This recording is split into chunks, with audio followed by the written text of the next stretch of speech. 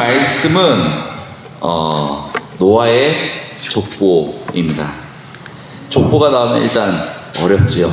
앞에 제가 노아의 족보 아래에서 간단하게 표시를 했는데, 그리고 읽지 않고 넘어갈까라는 생각이 들 정도로 복잡합니다.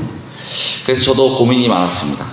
10장과 11절을 묶어서 할까. 하지만 창세기 10장을 계속 묵상하면서 저에게 또 귀한 말씀을 주셔서 함께 나누기를 원합니다. 창세기 10장은 족보의 장으로 알려져 있습니다. 노아의 세 아들 셈과 함과 야벳과 그들의 후손들이 땅에 펴져 여러 민족을 형성하는 이야기입니다. 바로 인류가 어떻게 전 세계로 퍼졌는지에 대한 성경적 배경이기도 합니다. 야벳의 자손들은 북쪽과 서쪽으로 흩어져 살게 됩니다. 이들이 유럽과 북아시아의 여러 민족의 조상이 됩니다. 함의 자손들은 남쪽으로 퍼져 아프리카와 가나안 지역으로 민족의 조상이 됩니다. 그의 자손 중에 니므롯은 바롯과 니느웨 같은 도시를 세워 강력한 지도자로 남습니다. 셈의 자손들은 동쪽으로 흩어져 아람, 시리아와 그 다음에 히브리 민족의 조상이 됩니다. 다시 말해 10장은 노아의 아들들로부터 나온 족보이면서 또 모든 민족이 그들의 땅과 가문에 따라 흩어졌음을 지금 보여주고 있습니다. 노아의 식구들은 하나님의 말씀에 순종합니다. 창세기 10장을 이해하기 위해서는 우리가 창세기 9장 1절에서 하나님이 노아에게 복을 주시고 명령하신 것부터 보아야 합니다. 땅에 충만하다. 히브리어로 말레라는 단어를 사용하였습니다. 충만하다, 채우다, 확인하다, 모으다 라는 의미입니다. 땅에 충만하다라는 의미는 네 가지로 나누어 볼 수 있습니다. 첫 번째로 인구의 확장입니다. 인구의 숫자가 증가하는 것이죠. 땅 위에 하나님의 형상, 그 사람이 충만하게 퍼지는 것을 의미합니다. 여기서 중요한 것은 아담의 형상이 아닌 하나님의 형상을 닮은 사람이라는 것입니다. 이는 단순히 물리적인 인구 증가가 아니라 하나님의 성품과 뜻이 전 인류를 통해 드러나는 것을 말하고 있습니다. 지금 이 시대가 하나님의 원하시는 그 땅의 충만인지 아닌지 우리는 구별할 수 있어야 합니다. 하나님의 형상을 닮은 사람들이 확장되고 있는지, 아니면 아담의 형상을 담고 있는 사람들이 확장되고 있는지 우리가 분명하게 구별할 수 있다면 하나님의 명령, 땅에 충만하라는 그 말씀에 우리는 지금 무엇을 해야 하는지 쉽게 찾아볼 수 있는 것입니다. 두 번째로 땅에 충만하라, 하나님의 통치의 확장을 말하고 있습니다.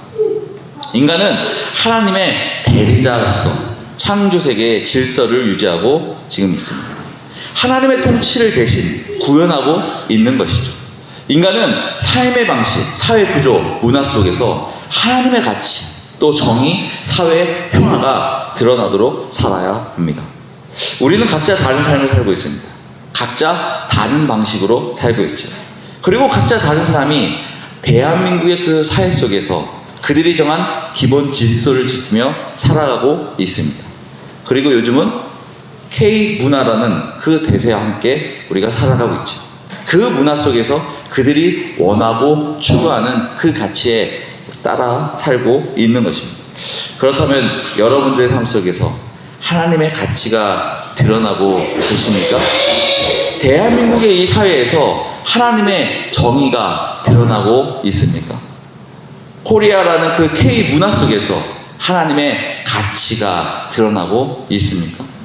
우리는 분명하게 분별할 수 있어야 합니다. 이 시대에 살아가면서 하나님의 그 가치, 문화, 또 세상의 가치, 그 문화를 구별하면서 지킬 것은 지키고 버릴 것은 버려야 하는 것입니다. 세 번째로 땅에 충만하라, 창조세계의 번영입니다. 땅에 충만하라는 단지 인구 확장만을 뜻하는 것이 아닙니다. 창조세계가 번성하고 조화롭게 보존되도록 돌보라는 명령입니다. 돌보기 위해서는 우리는 무엇을 해야 합니까? 최근 뉴스 속에 이런 기사가 있습니다. 대기 오염 연구에 따르면 기후 변화와 대기 오염이 결합되면 2100년까지 매년 약 3천만 명의 사망자를 초래할 것이다. 그 질병으로는 호흡기 질환, 심혈관 질환, 그리고 대기질 악화로 인해 조기 사망의 그 인원이 증가할 것이라고 지금 발표하고 있습니다. 그리고 플라스틱 오염이 심각해지면서 그 세계 자연기금에서는 유해 플라스틱 사용 금지와 재사용 및 재활용을 의무화하지 않을 경우 플라스틱 생산 증가에 인한 그 오실가스 배출이 증가하면서 지구 온난화는 1.5도 이하로 억제하는 그 노력이 위험을 받을 거라고 지금 발표했습니다. 특히 미세 플라스틱이 해양 생태계뿐만 아니라 인간 건강에 미치는 그 부정적인 영향이 점점 밝혀지면서 우리가 생각하고 지금까지 연구된 것보다 더 위험하다는 것을 지금 경고하고 있습니다. 지금 미세 플라스틱은 공기와 수질 문제에 영향을 끼치면서 인간 건강에 연쇄적인 영향을 현재 미치고 있습니다. 심각하지 않습니까? 지금 환경 문제는 점점 더 심각해지고 있습니다. 우리가 오래 살기 위해, 건강하게 살기 위해 환경을 보존해야 하지만 그보다 더 중요한 것은 하나님의 명령이기 때문입니다. 하나님이 땅에 충만하라 우리에게 명령하시기 때문에 저와 여러분은 환경을 관리해야 합니다. 또 동물을 보호해야 합니다. 자연의 질서를 유지해야 합니다. 우리는 하나님의 창조 세계를 돌봐야 할 의무가 있기 때문입니다. 네 번째로 땅에 충만하라. 하나님 관계의 확장입니다. 땅의 충만은 하나님과 인간의 관계를 반영합니다. 하나님의 뜻과 명령에 순종하면서 하나님을 예배하는 그 공동체가 확장되는 것을 지금 말하고 있습니다. 땅에 충만하라. 모든 인류가 하나님과 뜻을 같이 하고 예배로 충만하게 되는 모습을 지금 말하고 있습니다. 대한민국에도 많은 교회가 있습니다. 그리고 많은 이단들이 있죠. 우리 주변만 보더라도 대형 교회인데 하나님의 교회, 그 다음에 제7안식교, 이슬람교, 신천지 등 많은 건물들이 있습니다. 많은 사람들이 잘못된 진리를 믿고 지금 따르고 있죠. 하나님은 하나님과 뜻을 같이 하는 교회를 원하고 계시는데 하나님은 하나님의 형상으로 빚어진 교회가 확장되길 원하고 계시는데 하나님은 복음이 있는 교회, 성경을 제대로 전하는 교회를 원하고 계시는데 저와 여러분이 소속된 도움교회가 하나님이 원하시는 그런 교회가 되기를 원합니다. 하나님의 말씀에 순종하는 교회가 되기를 원합니다. 복음이 있는 교회가 되기를 원합니다. 그러기 위해서는 저와 여러분은 하나님을 알기 위해 겸손한 마음으로 배워야 합니다. 하나님 말씀의 그 위대함과 놀라움을 경험해야 합니다. 그 말씀에 순종해야 합니다. 하박국의 간증처럼 대저 물이 바다를 덮음같이 여호와의 영광을 인정하는 것이 세상에 가득하다. 물이 바다를 덮음같이 하나님 관계가 제대로 서 있는 바른 교회들이 이 세상에 가득하기를 원하고 계시다는 것입니다. 그래서 종교의 숫자가 늘어나는 것이 아니라 하나님의 백성 자녀가 늘어나기를 지금 소망하고 계시다는 것입니다. 본문으로 돌아와서 지금 하나님이 노아에게 땅에 충만하라 명령하고 계십니다. 하나님의 명령에 따라 노아의 식구들이 순종하는 모습을 10장에 담고 있습니다. 노아의 식구들 마음은 어떠할까요? 저는 작년 12월에 종암 식구들을 떠나서 그날이 지금도 생각이 납니다. 어려서 지금까지 함께한 교회 식구들, 사랑하는 집사님, 모매님, 그리고 가장 귀하게 여겼던 청년부 인원들, 긴 시간을 함께한 그 식구들을 하나님의 부르심으로 교회를 떠나는 것은 말처럼 쉽지 않다는 것을 뼈저하게 느끼고 있습니다. 지금 노아의 식구들은 함께 잘 지내다가 하나님의 명령에 순종하기 위해 가족들과 생이별을 하는 것입니다. 그때 노아 식구들의 마음은 얼마나 아팠을까요? 이 이별은 다 다시 만남을 약속한 헤어짐이 아니었습니다. 영영 다시 못하는 헤어짐이었죠. 하나님의 말씀에 순종하기 위해 더 멀리 이동해야만 하는 헤어짐이었습니다. 노아의 식구들은 땅에 충만하기 위해 동서남북으로 이동하기 시작합니다. 그리고 이동 후에 셈과 함과 야벳의 식구들끼리 함께 모여 살면 얼마나 좋겠습니까? 하지만 그들은 또 다시 헤어지고 또 다시 헤어지는 모습을 우리는 볼 수 있습니다. 하나님의 명령에 순종하기 위해 이동하면서 계속적으로 확장해 나가는 모습을 우리는 볼 수 있습니다. 많은 사람들이 구약시대에 이스라엘 민족만이 하나님의 백성이라고 생각합니다. 하지만 하나님의 계획은 이스라엘 민족만이 아닌 전 세계 모든 민족이 하나님의 백성이라는 것입니다. 우리도 야벳의 후손이고 노아의 후손이고 아담의 후손이고 하나님의 후손인 것입니다. 그런데 왜 성경은 하나님의 백성과 이방인으로 나누고 있습니까? 하나님의 선택하심과 위대한 계획도 있겠지만 하나님의 말씀을 끝까지 순종한 민족과 어느 순간 순종하지 않은 민족으로 나누어진다는 것입니다. 다시 말해 하나님의 말씀에 순종한 자와 순종하지 않는 자로 구분되었다는 것입니다. 도원교회 저와 여러분은 하나님의 말씀을 가장 우선으로 순종하는 하나님의 백성이 되기를 원합니다. 하나님 말씀에 순종하는 것은 어느 때는 행복했던 가족을 생이별시킬 수도 있습니다. 또 좋은 직장을 그만두게 할 수도 있습니다. 또 우수한 학교를 내려놓게 할 수도 있습니다. 하지만 하나님은 그 안에서 순종을 보기 원하신다는 것입니다. 그 순간 하나님의 그 말씀을 순종하는 것이 어떻게 보면 무모하고 위험해 보일 수도 있지만 하지만 하나님은 우리에게 더 좋은 길로 인도하시고 더 안전한 지름길로 인도하심을 믿으시기 바랍니다. 두 번째로 새로운 문화 속의 구원을 여셨습니다. 노아의 자녀들은 먼 길을 이동합니다. 모든 새로운 환경이죠. 어떤 것은 정글이고 어떤 것은 사막이고 어떤 것은 산악지역이고 어떤 것은 바다 근처이고 어떤 것은 덥고 어떤 것은 추운 지역입니다. 야벳에서는 유럽과 북아시아 지역으로 섬과 해안 지역으로 정착합니다. 5절에 이들로부터 여러 나라 백성으로 나뉘어져 각기 방언과 종족과 나라대로 바닷가의 땅에 머물렀다. 바닷가의 땅은 지중해와 그리고 지역을 포함한 에게의 그 섬들을 말하고 있습니다.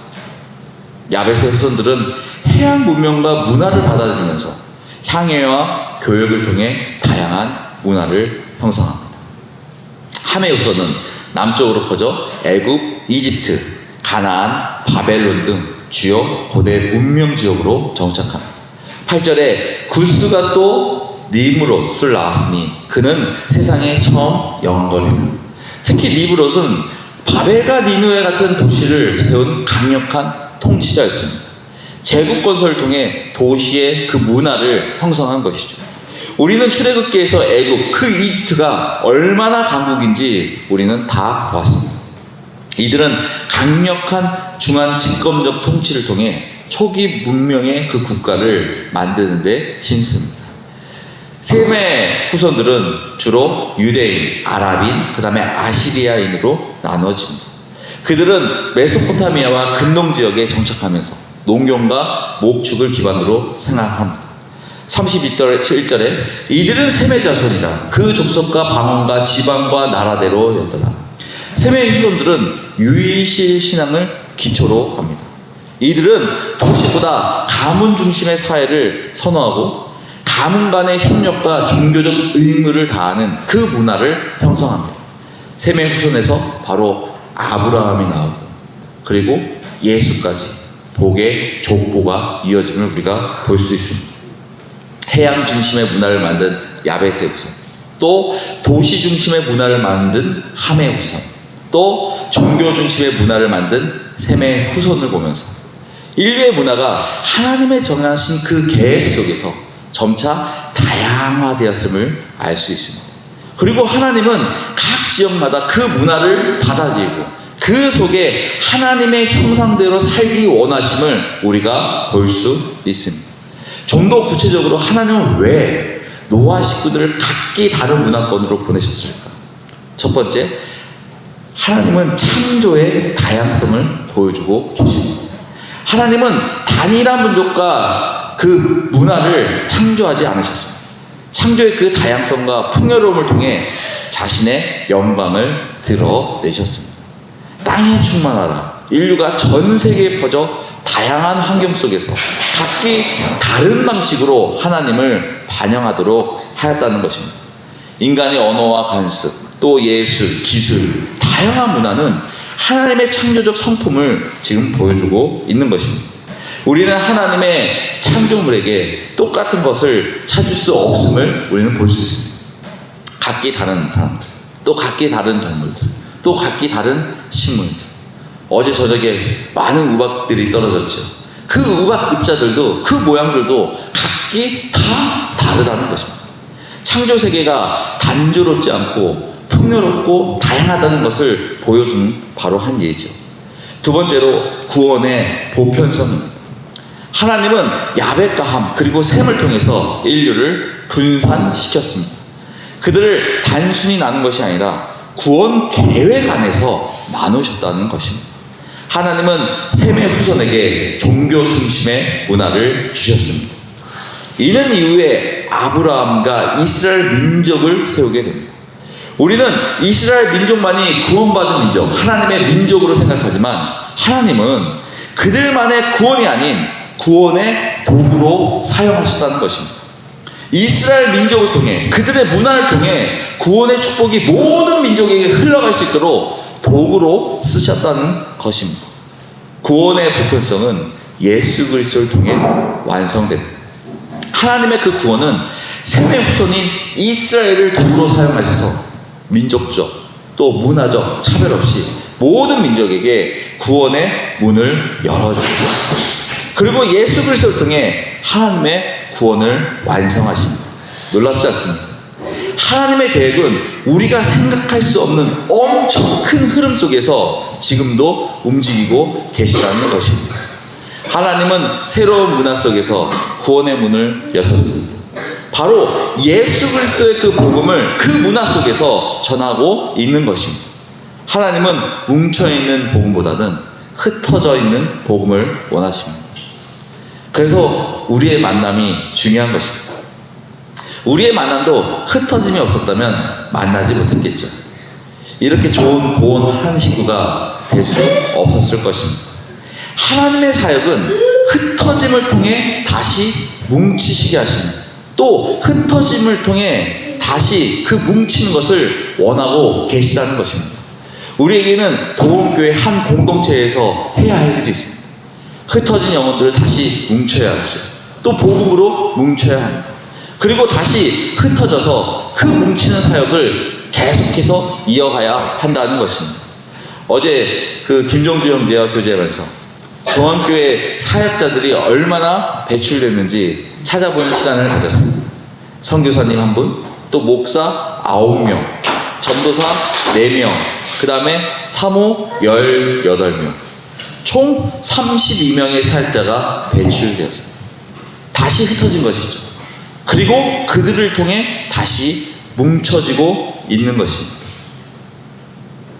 우리 동업교회도 그런 비전을 가지기 원합니다. 복음으로 잘 뭉쳐지고 또 복음 때문에 복음이 없는 곳으로 흩어보내는 그런 교회. 하나님이 원하시는 교회는 대형 교회가 아니라 복음으로 잘 훈련시키고 잘 흩어보내는 교회임을 아시기 바랍니다. 아직 복음교회가 거리처럼 걸음만 하는 그런 단계지만 우리에게도 복음으로 성장하는 교회, 복음으로 흩어지는 교회가 되는 그런 소망이 있음을 믿고 또 하나님께 구하는 삶이 되기 원합니다. 세 번째로 구원의 도구로 저주받는 가나안도 사용하셨다는 것입니다. 여러분에게 한 가지 질문하고 이어가겠습니다. 여러분은 해양 중심의 도시에 살고 싶습니까? 아니면 도시 중심의 그 지역에서 살고 싶습니까? 아니면 종교 중심의 그 지역에서 살고 싶습니까? 세 가지 중에서 한 가지를 선택한다면 어디를 선택하시겠습니까? 아니, 어디로 이사가고 싶습니까? 우리는 대부분 도시 중심의 그 지역에서 살고 싶고 그곳에서 머물고 싶습니다. 저도 마찬가지죠. 도시 중심의 그 지역, 세상적으로 가장 성공한 사람들의 모이는 곳입니다. 바로 서울 같은 곳이죠. 세상적으로 교육과 회사와 병원과 식당, 모든 것이 밀집되어 있는 곳입니다. 그때 당시 애굽과 니느웨, 바벨은 가장 화려하고 부유한 바로 도시였습니다. 만약에 사업을 한다고 해도, 만약에 집을 산다고 해도, 아이들이 학업을 위해서 어디를 선정한다 해도 가장 유명한 사람들이 모이는 것, 가장 부자들이 모이는 것, 가장 1등 강사들이 모이는 그곳에서 우리는 모이려고 할 것입니다. 그런데 하나님의 선택은 우리의 생각과 전혀 다름을 알 수 있습니다. 노아가 함의 아들 그 가나안에게 저주를 선포한 것은 가나안의 후손에게 예언적인 선언이었습니다. 창세기 9장 25절에 가나안은 저주를 받아 그의 형제들의 종들의 종이 되리라. 가나안은 세상적으로 가장 화려하고 부유한 도시였지만 하나님의 기준에서는 우상 숭배와 타락, 자기 중심적인 부패로 하나님의 심판의 중심지였다는 것입니다. 하나님은 이후 이스라엘 통해 가나안을 정복하라고 명령하십니다. 가나안의 그 우상 숭배와 타락 때문에 가나안을 정복하라는 것이죠. 하나님이 이스라엘을 준비시키고 시험하는 도구로 가나안을 사용하셨다는 것입니다. 하나님은 가나안을 이스라엘의 그 약속의 땅으로 사용하셨다는 것입니다. 하나님은 율법과 구원의 계획을 가나안에서 전 세계에 확장시켰다는 것입니다. 가나안 민족의 그 타락과 우상 숭배는 이스라엘 민족이 하나님을 섬기는 거룩한 민족으로 구별되는 시험장이었습니다. 가나안 민족의 그 번성과 타락은 이스라엘 백성에게 하나님의 거룩함과 또 순종의 중요성을 깨닫게 하는 곳이었다는 것입니다. 가나안 그 땅은 그 이후에 예수 그리스도의 탄생과 복음 전파의 중심지가 되었다는 것입니다. 가나안의 그 심판을 통해 하나님의 공의와 사랑, 구원의 역사를 드러내셨다는 것입니다. 마무리하겠습니다. 하나님은 하나님의 그 계획하심은 정말 놀랍고 위대하심을 우리는 오늘 말씀을 통해서 함께 나눴습니다. 현실적으로 본다면 하나님의 섭리가 전혀 보이지 않죠.